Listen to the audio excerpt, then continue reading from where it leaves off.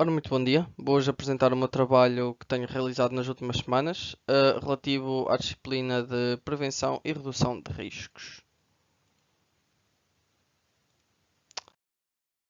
Bem, este trabalho foi realizado por mim, João Nunes, e tive obviamente o apoio dos meus colegas colaboradores no trabalho inicial, que obtiveram uma grande quantidade de informação, de maneira obviamente a contribuir para o desenvolvimento deste trabalho. Os colegas são os que estão apresentados no PowerPoint, que eu irei dizer: Ana Teixeira, Ruben Ramos, David Domingos, Miguel Silva, Martim Silva e Vasco Esquina.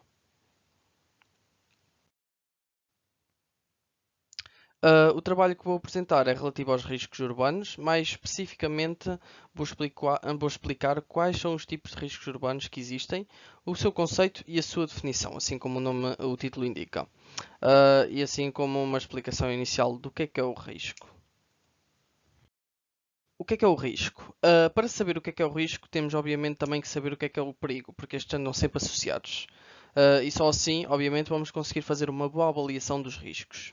O risco em si é a probabilidade de ocorrência de um evento inesperado, ou seja, algo que não estamos à espera, e deste evento inesperado causar consequências indesejadas a todas as pessoas que vão ser afetadas. No entanto, este não está sozinho, como é óbvio, e é acompanhado pelo perigo, que é a condição com potencial para causar danos a um determinado local. Ao somar o risco com o perigo, pois na ocorrência, obviamente, de um evento indesejado que cause danos, estes vão sempre trabalhar juntos. Ao somarmos este, como estava a explicar, temos uma probabilidade real de ocorrência de danos indesejados quando existe a exposição ao perigo. Explicando numa situação real, por exemplo, no contexto de um tsunami, o perigo é a presença das condições geológicas, como terremotos subaquáticos ou, por exemplo, erupções vulcânicas, que têm o potencial para causar grandes ondas. Por outro lado, ou seja, o risco vai envolver a probabilidade de um tsunami ocorrer em uma determinada área e provocar consequências indesejadas. Isso vai depender de vários fatores, incluindo obviamente a localização geográfica, por exemplo, a história sísmica da região, a profundidade do mar, a proximidade de comunidades costeiras, por exemplo, população que está perto da zona costeira. Pronto, a avaliação do risco do tsunami vai exigir, obviamente, a consideração de todos os elementos referidos para determinar a probabilidade de ocorrência e assim adotar medidas de prevenção, como, por exemplo, os sistemas de alerta, o planeamento urbano adequado naquela zona, estratégias de evacuação, por exemplo, de maneiras, obviamente, a reduzir a probabilidade de exposição das pessoas, da civilização, a este tipo de evento. Agora começando a explicar quais são os tipos de riscos urbanos que existem. Eu selecionei seis grupos que foram inspirados numa tabela que realizámos na primeira aula desta cadeira. E quais é que são estes tipos de riscos urbanos que lidamos todos os dias? Os primeiros três grupos que selecionei, os que estão a aparecer no slide, um, começam pelos riscos ocupacionais, sendo estes subdivididos em físicos, químicos, acidentais, biológicos e ergonómicos. Todos os riscos têm uma subdivisão, ou seja, alguns grupos, dependendo do risco, vai ter outros riscos associados, ou seja, outro grupo de riscos dentro desse mesmo risco. Temos também, por exemplo, os riscos estruturais, sendo estes, como dá para ver, divididos em, por exemplo, colapso, a segurança na utilização de uma estrutura, a segurança na construção de uma estrutura, os sismos ou a estabilidade dos solos para a construção de uma estrutura. Temos também os riscos naturais, sendo estes subdivididos em sismos, tsunamis, tornados, tempestades, ventos, secas, ou seja, todos aqueles eventos que não podemos controlar, que simplesmente a mãe natureza é que controla.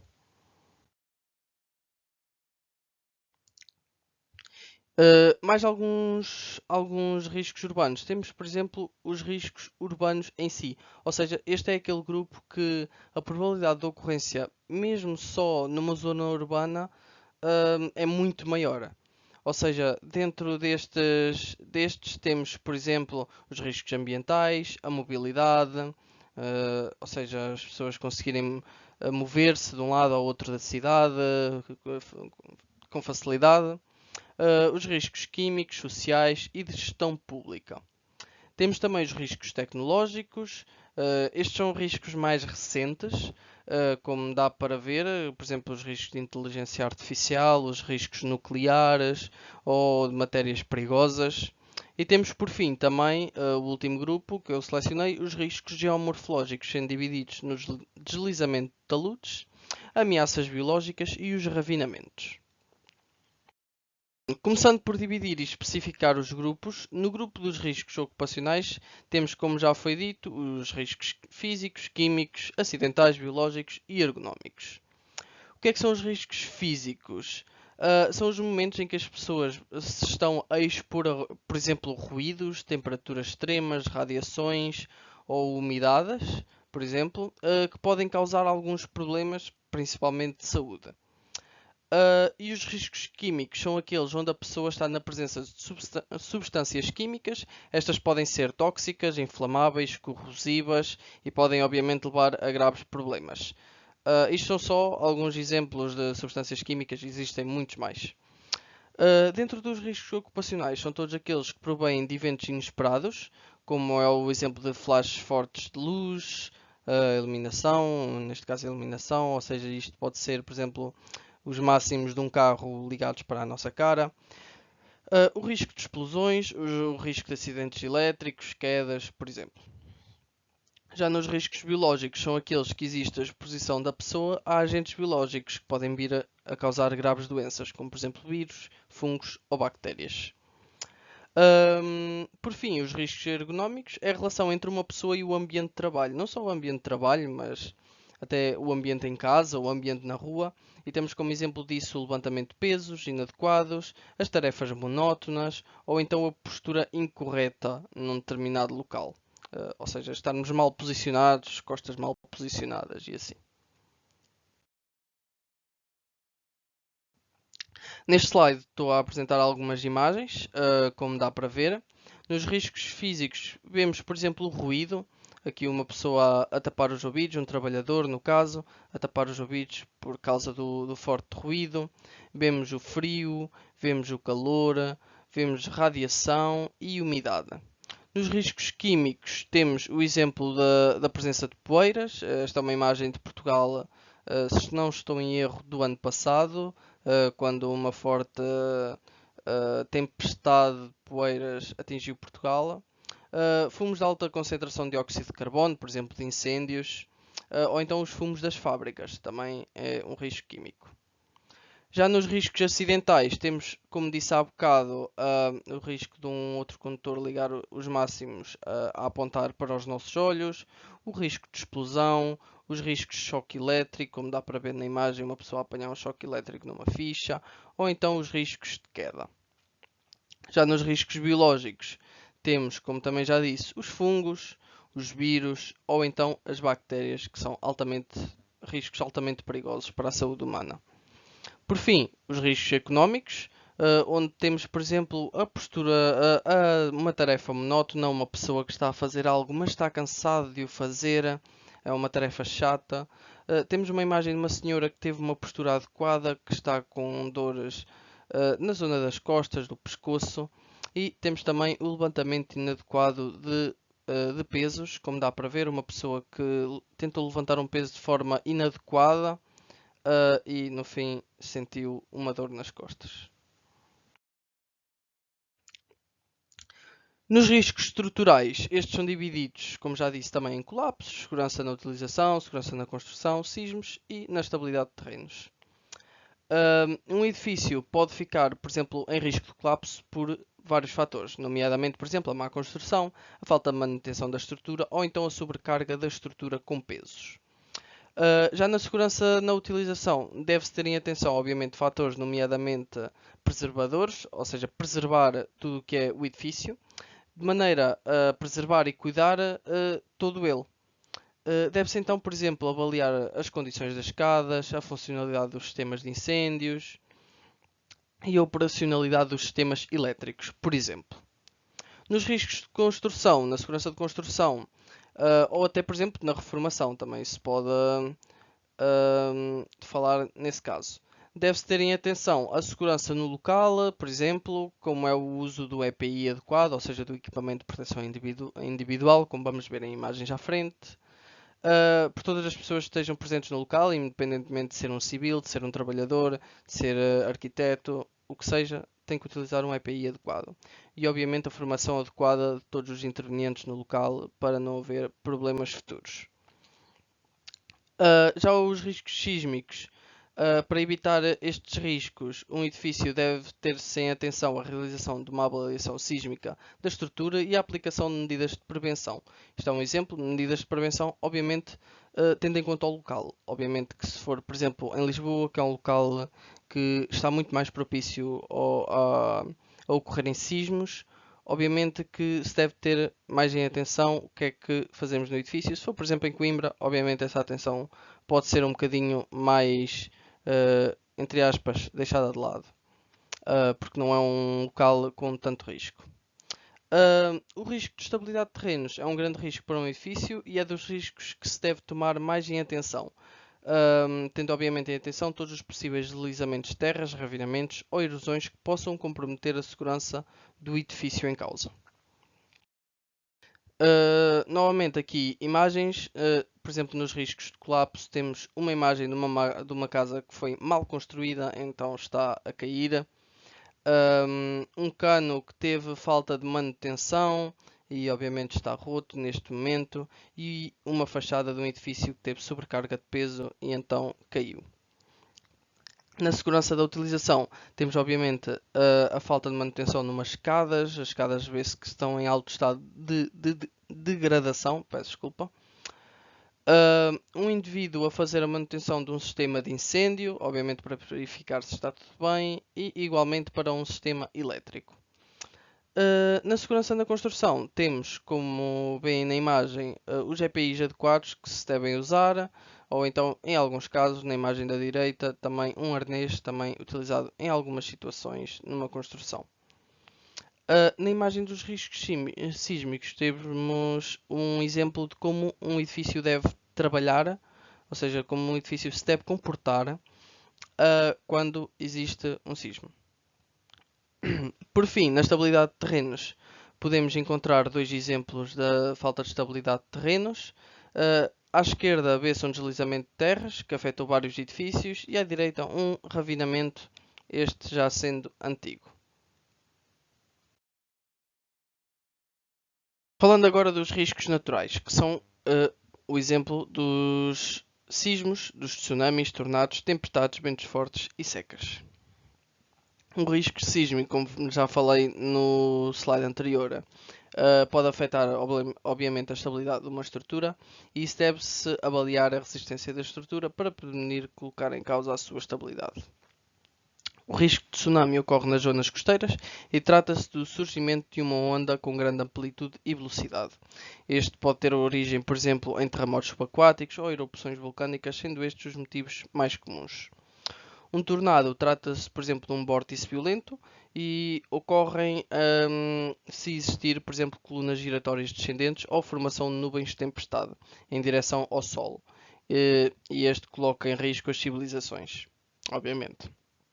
As tempestades podem ser, por exemplo, elétricas ou de inverno, podendo apresentar risco a toda a população, derivado a serem constituídas por ventos fortes, chuvas intensas, trovões ou até granizo em algumas situações. O vento forte pode apresentar, por exemplo, risco a edifícios, árvores ou infraestruturas, podendo ser desencadeado, obviamente, independentemente ou durante uma tempestade. Por fim, as secas são eventos climáticos prolongados, ou seja, não acontecem de um dia para o outro. Demoram meses a ocorrer, semanas, em casos mais extremos, e são causados pela falta de precipitação e podem colocar em causa, obviamente, o cotidiano de toda a civilização daquela zona onde está a ocorrer seca, a agricultura e a qualidade de vida de todas as pessoas. Aqui nas imagens dos riscos naturais temos uma imagem que eu já apresentei há bocado, como um edifício se deve comportar numa situação de sismo, por exemplo. Aqui numa situação de um risco de tsunami, vemos 3 exemplos de situações que podem provocar tsunamis. Na primeira imagem, um tsunami provocado por sismos. Na segunda imagem, um tsunami um rabinamento que pode provocar um tsunami, não se vê o tsunami, mas é uma situação que pode provocar um pequeno tsunami, não será de grande escala. E na última imagem, um tsunami provocado por uma erupção vulcânica.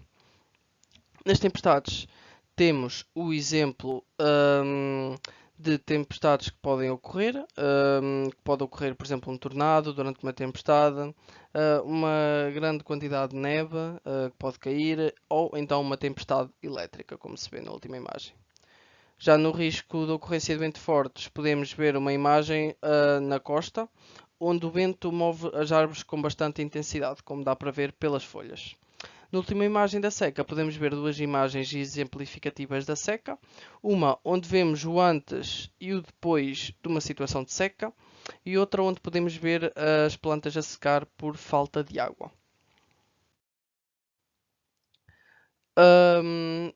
Aqui, normalmente, os riscos urbanos são quais? Como já disse, ambientais, mobilidade, químicos, sociais e de gestão pública.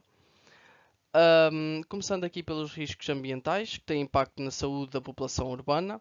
Como é o exemplo disso, temos a poluição do ar, da água, a perda da biodiversidade presente naquela zona urbana e as alterações climáticas. No risco de mobilidade, este vai afetar a maneira de como a população se locomove e pode constituir, por exemplo, em acidentes, falta de transportes públicos ou no congestionamento, por exemplo. Os riscos químicos é a exposição da cidade a substâncias perigosas que pode estar presentes através, por exemplo, da poluição do ar, da água ou do solo, do vazamento de substâncias ou do depósito inadequado dessas substâncias. Os riscos sociais são aqueles que colocam em causa o bem-estar e a qualidade de vida da população. Pode surgir através, por exemplo, das desigualdades sociais, da criminalidade, do desemprego, da mendicidade ou então da discriminação de alguma população. Por fim, os riscos de gestão pública colocam em causa a administração pública e pode surgir através da corrupção, má gestão ou então falta de planeamento urbano, por exemplo. Aqui nas imagens temos alguns exemplos de riscos ambientais, por exemplo, onde vemos a poluição da água e do ar, no caso, nesta imagem novamente, poluição do ar. Vemos uma situação de seca severa e uma inundação. Nos riscos de mobilidade, temos o exemplo de acidentes, como vemos na primeira imagem, congestionamentos, falta de acessos, como vemos esta rua sem passeios, onde está uma pessoa a locomover-se sem ter um único passeio, ou então a falta de acessos também, como já disse, aqui uma situação onde um senhor quer subir numa rampa de cadeira de rodas e a rampa tem um degrau que é impossível subir uma cadeira de rodas. Nos riscos químicos, temos o exemplo do depósito inadequado de resíduos. Este não é uma situação assim propriamente de riscos químicos, mas coloquei porque é um depósito inadequado, no entanto não é de químicos, como dá para ver na imagem são tijolos, telhas, é entulho, basicamente. No entanto, foi com o objetivo de explicar o que é um depósito inadequado. Vemos também o risco químico da poluição do mar e do solo até, e da poluição da água. Os riscos sociais, vemos uma situação de desigualdade, duas ilhas, entre aspas. De um lado de uma ilha vemos bastantes casas aglomeradas e pequenas, todas juntas, sem cor. Do outro lado vemos duas grandes casas com piscinas cheias de cor. Basicamente é uma situação de desigualdade. Temos também o risco de criminalidade, mendicidade ou então de discriminação. Por fim, no risco de gestão pública, temos uma situação de corrupção, uma situação de falta de planeamento, falta de respostas a situações de emergência, como temos também neste exemplo, de uma situação onde houve uma ruptura no esgoto e ainda ninguém se tinha responsabilizado por nada, nem feito nada para precaver esta situação. Nos riscos tecnológicos, temos o exemplo da inteligência artificial, Sendo esta uma tecnologia inovadora, no entanto pode trazer obviamente alguns problemas, como o seu avanço descontrolado, a falta de privacidade da população e a falta de segurança cibernética. O transporte de matérias perigosas pode ser um risco para a população, pois pode provocar acidentes, vazamentos ou derrames, por exemplo. Já nos riscos nucleares, tratam-se do mau uso ou operação de materiais nucleares e podem provocar acidentes e a criação de armas nucleares, que, mal usadas, podem provocar problemas. Aqui na inteligência artificial vemos uma situação de falta de privacidade, de falta de segurança cibernética, uma situação de desemprego no caso, ou seja, profissões que foram trocadas por caixas automáticas no supermercado e a criação de armas de guerra independentes, ou seja, atacam sozinhas.